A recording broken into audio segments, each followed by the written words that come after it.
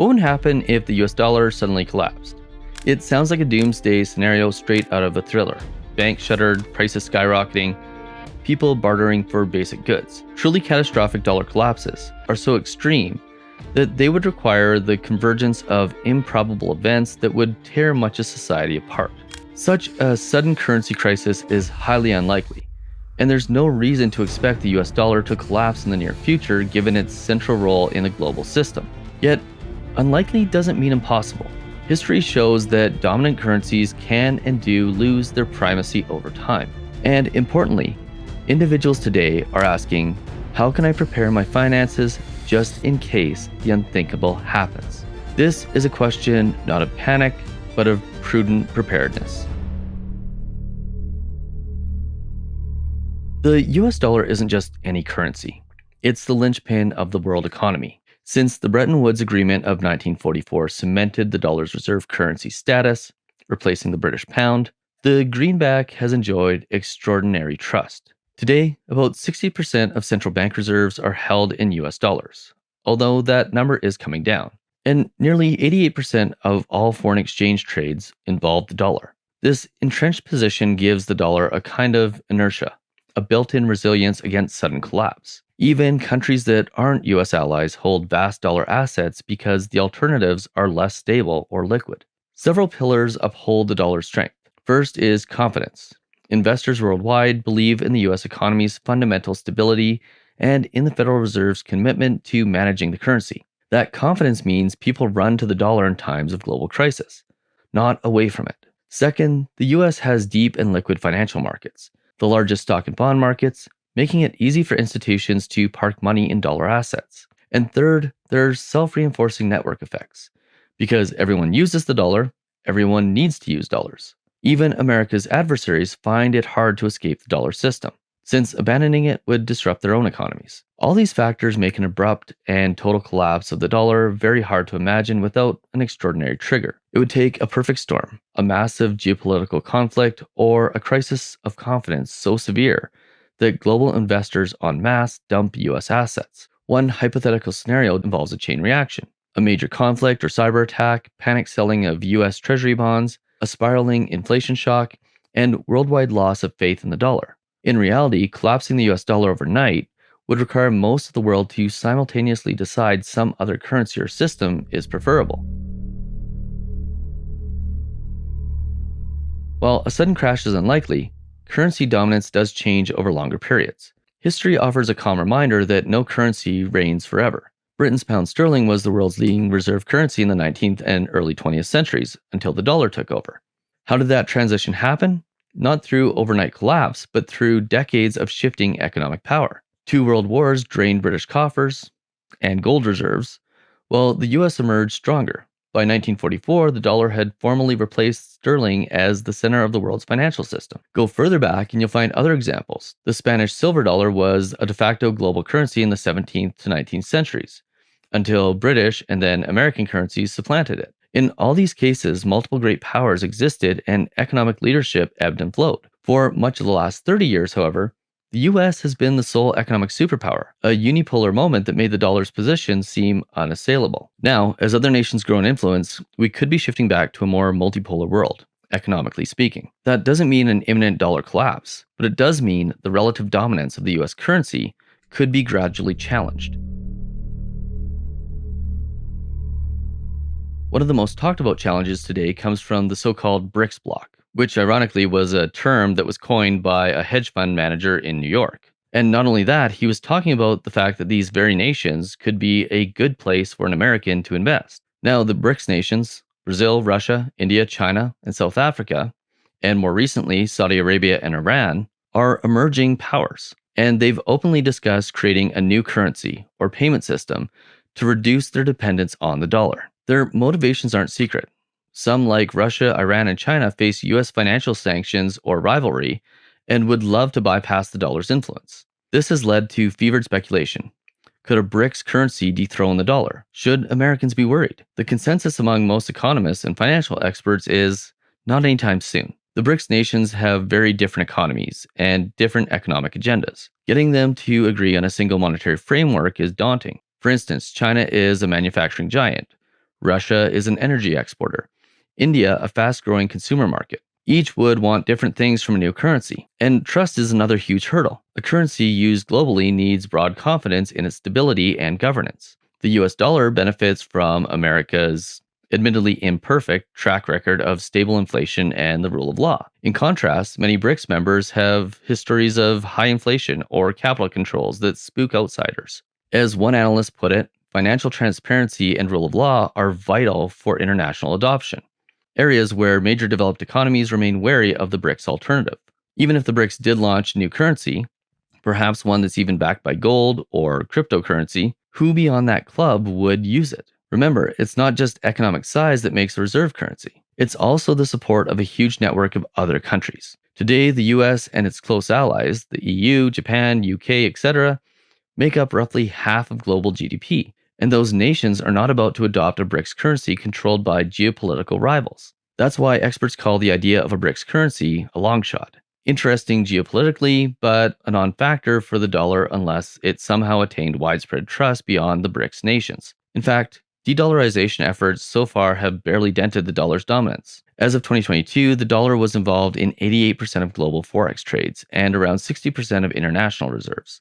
Now, granted, that has come down slightly since then, but not significantly. The implication is that the dollar's top dog status could erode gradually, especially if US policymakers mismanage things. But there's no clear successor on the horizon yet. Even a concerted BRICS alternative would likely take years or even decades to gain traction, if it ever does. And keep in mind, at one point, the euro was designed to challenge the US dollar's dominance. And it's been a couple decades now, and it's not even close to rivaling the US, and probably never will. A more realistic challenge is a slow drift towards a multi-currency world, resulting in a weaker dollar rather than a collapsed dollar. A somewhat weaker dollar isn't necessarily catastrophic for the US.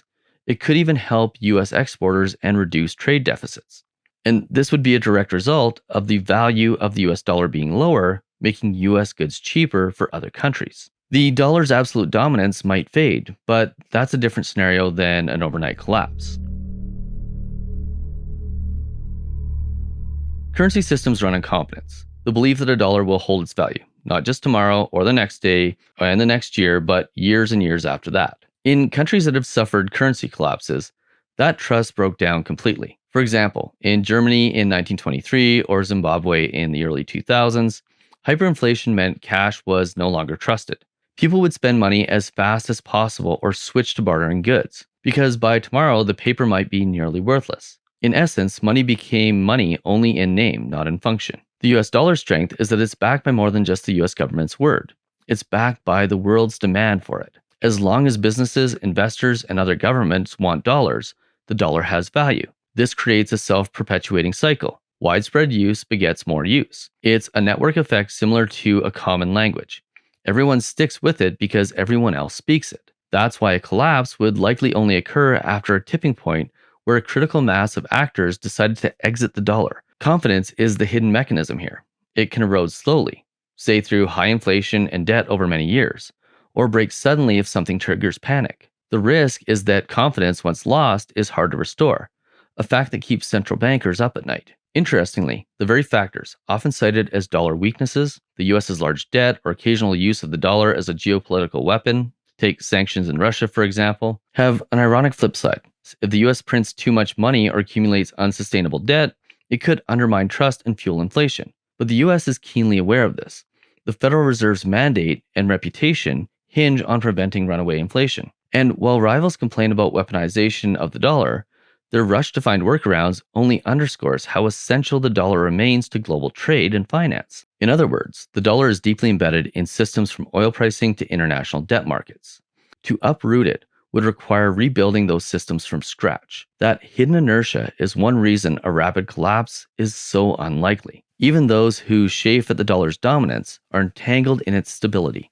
But before I get into that, let me talk about the sponsor of this video, Storyblocks. You may have noticed recently that the production level on this channel has gotten a little bit better.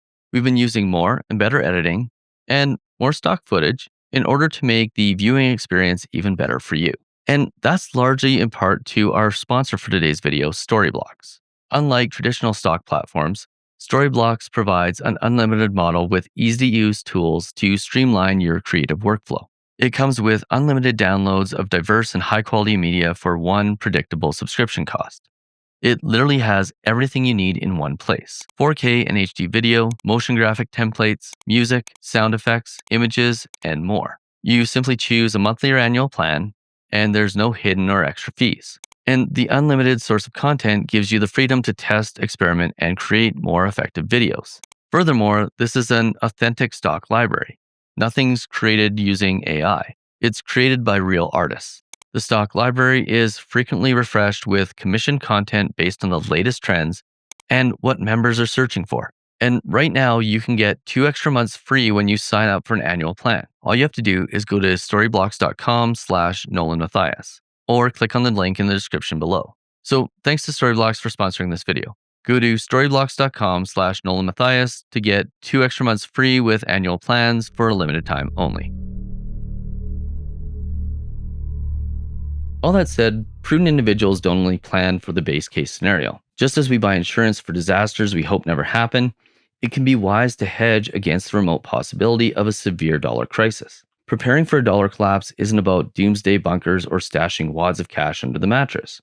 It's about sensible financial diversification and resilience. So, here are some steps and strategies experts recommend for individuals to fortify their finances. The first is diversify currency exposure.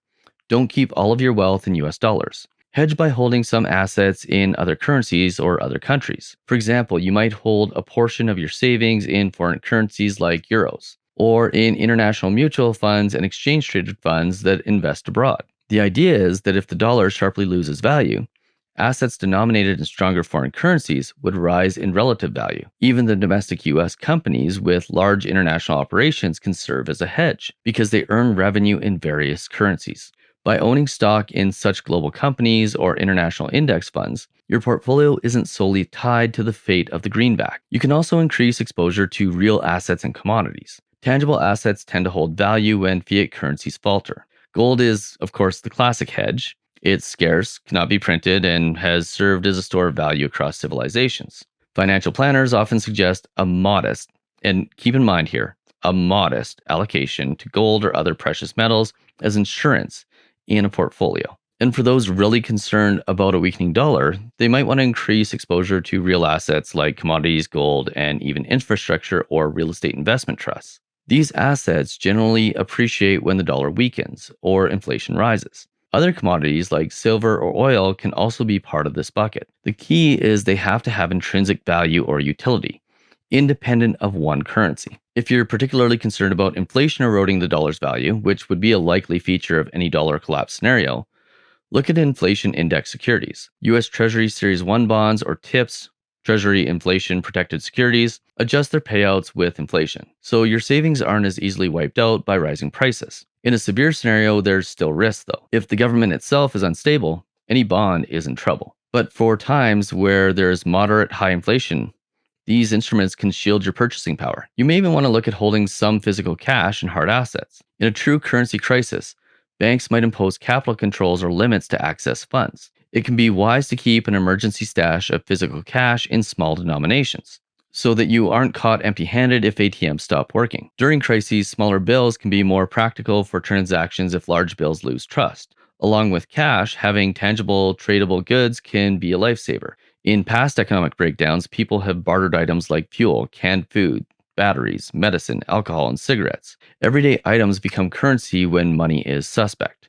Precious metals in physical form, gold or silver coins, are also a classic fallback, although there is some debate on just how useful these would be in this sort of scenario. They retain their value and are universally recognized. Gold and silver have historically been used as currency. However, the one problem with them is it becomes very difficult to tell what is fake and what is real. And keep in mind, you probably don't need a pirate's chest full of gold here. Even a small amount of silver coins could be useful for small trades in a very, very extreme scenario. Think of these physical hedges as your financial first aid kit. They get you through a very short period of time, but aren't something that you should be putting all of your assets into. Some experts even suggest keeping a portion of your assets or cash outside your home country as added protection. For a US citizen worried about a dollar collapse, that might mean an account in a foreign bank. just make sure it's in a stable jurisdiction, or owning some real estate or business interests outside of the US. The reasoning is that if the US financial system freezes up temporarily, you have a foothold elsewhere. This step is more complex and not necessarily for everyone, but it's an option for those seeking to diversify their risk outside of the US. Probably the most important thing you can do is make sure that you don't owe anybody else any money. Now, debt dynamics get tricky here. On one hand, if you have a fixed rate mortgage or student loan, high inflation would erode the real value of what you owe, which is good for you as a borrower. But new borrowing would become extremely expensive or sometimes impossible. The safest course is to keep your debt levels moderate and terms favorable. Avoid too much variable rate debt that could spike if interest rates soar in response to a dollar crisis. If you're really preparing for turmoil, you don't want to be over leveraged or have leverage at all. Financial resilience means being able to weather some chaos without defaulting on obligations. The people who feel the most pain in a financial crisis are the ones that can't meet their debt obligations. The single most repeated advice from financial advisors is diversification. Don't bet your future on any one asset. Don't pump all of your money into gold, even on doom scenarios. A mix of stocks, bonds, real estate assets, and cash spread across domestic and international markets gives you multiple buffers. The exact numbers can be tailored to your risk tolerance, but the principle is clear. Spread your bets. If the dollar stays strong, your foreign hedges might underperform, but your core US assets will be fine. In all scenarios, you haven't put all eggs in one basket, which I see so commonly with people who want to invest in things like gold. Or, sorry, I'm not supposed to say invest, it's insurance, even though it is an investment. But what about Bitcoin and other cryptocurrencies? Some see cryptocurrency as a digital safe haven, a kind of digital gold, not controlled by any government. Indeed, Bitcoin has at times risen during periods of US political uncertainty, hinting that some investors use it as a hedge. If you're tech savvy and comfortable with volatility, holding a small amount of crypto could be an uncorrelated hedge. But be very careful. Crypto remains highly volatile and speculative, and a severe crisis could just as easily see crypto prices crash. So consider it optional and only a tiny portion of an emergency preparedness portfolio, and only if you understand the risks. Now, you need to notice that most of these steps, diversifying investments, holding some savings and hard assets, keeping debt low, are good financial habits in general. They'll serve you well even if the dollar never experiences a disaster. In effect, by preparing for the worst, you're likely strengthening your finances for everyday life too. Now, to make this less abstract, consider how individuals cope during past currency crises around the world. In Argentina, which has suffered repeated bouts of high inflation and currency devaluation, locals learned to preserve wealth by converting pesos to US dollars or real assets as quickly as possible. Real estate, for instance, is often priced in dollars in Argentina because people trust bricks and mortar and the dollar more than their own peso. In Zimbabwe's 2008 hyperinflation, families resorted to gold dust for transactions and foreign currencies for savings. The Zimbabwean dollar became so worthless that people literally swept up trillion-dollar notes as souvenirs. Venezuela in the 2010s saw something similar. The bolivar's collapse led people to use dollars and barter goods, like buying groceries with eggs or flour as payment. Even in the United States, we have had a much milder example, the 1970s stagflation. Inflation hit double digits and the dollar's value eroded significantly. Though it didn't completely collapse internationally, it lost purchasing power at home. Americans who held solely cash savings saw their money's buying power drop sharply. But those who had hard assets, houses, land, commodities, or stocks, generally came out better because those assets rose in nominal price as the dollar weakened. This period also led to the creation of inflation-protected bonds and a greater awareness of hedging inflation. It's a reminder that even without an outright collapse, high inflation is a dollar decline that everyday people feel. The common thread in these case studies is adaptability. People who fared best were those who quickly recognized the change in the monetary winds and adjusted. When official currency faltered, they turned to something else, foreign cash, gold, or goods. It reinforces why having a plan B, or a plan C, or a plan D for your own money is prudent. If you have some savings in non-dollar form, you won't be scrambling as much to switch in the heat of the crisis. Preparing for a dollar collapse is an exercise in confronting an uncomfortable question. What if the system I take for granted changes dramatically? It forces us to think about how our economies and lives would function if the rules were different. Will the dollar always be the world's dominant currency? History would suggest probably not. At some point, whether it's in 20 years, 50, or 100, the global monetary order will evolve. It could be the rising of a rival currency, a new form of digital money, or perhaps a more balanced multipolar system. However, it's unlikely to happen in a single cataclysmic bang. Far more likely is a gradual shift that one day, looking back, we realize was a collapse of the old order. For the individual, the best takeaway is not to live in fear of unknown economic catastrophes, but to build robustness into your personal finances. In practical terms, diversify broadly, stay informed about economic trends, like if the US starts experiencing persistently higher inflation, or if other major countries make tangible moves away from the dollar, and maintain the kind of flexibility that lets you pivot if circumstances change. It's the same kind of resilience that helps with any crisis, financial or otherwise. In the end, thinking about the dollar collapsing is a thought experiment that leads us to better understanding how the world economy really works. It highlights the dollar's unique strengths and the foundations of our own monetary system. It also underscores our personal role in the system as citizens, voters, investors, and savers. The dollar's fate will be shaped by policy choices, how the US manages debt, relations with other powers, and by global economic forces. As individuals, we don't control those big levers, but we can control our response. By preparing calmly and rationally, we essentially say, we hope for the best, but we're ready for the worst. And perhaps the most interesting question, if no empire lasts forever and no currency reigns supreme indefinitely, what comes next? And are we ready for it? The US dollar's story, from ascendance to potential decline, is one chapter in the long book of global finance. How we prepare today will determine how smoothly we transition to whatever the next chapter holds. Oh, and by the way, we touched on debt a little bit here, but if you want to see what happens to your debt when the dollar collapses, check out this video right here.